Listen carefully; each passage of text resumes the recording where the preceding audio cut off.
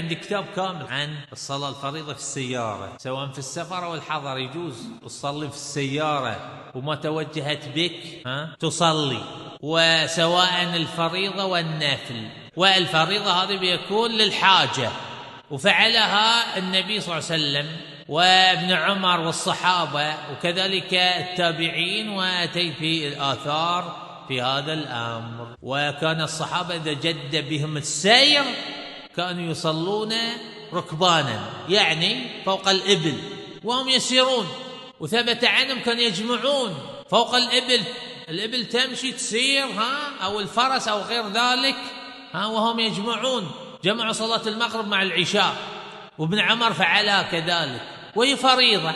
والمقلدة ما يذكرون هذه الأشياء. لماذا؟ ما عندهم فقه الصحابة، عندهم الفقه الذي تربوا عليه في بلدهم. صحيح البخاري ممتلئ من فقه الصحابة والآثار، وهذا مثلا الأثر أثر الأوزاعي وذكر عن الصحابة وغيره وغيره، والبخاري خرج هذه الآثار موجودة في صحيحه، وكانوا يصلون للحاجة فوق الإبل الفريضة.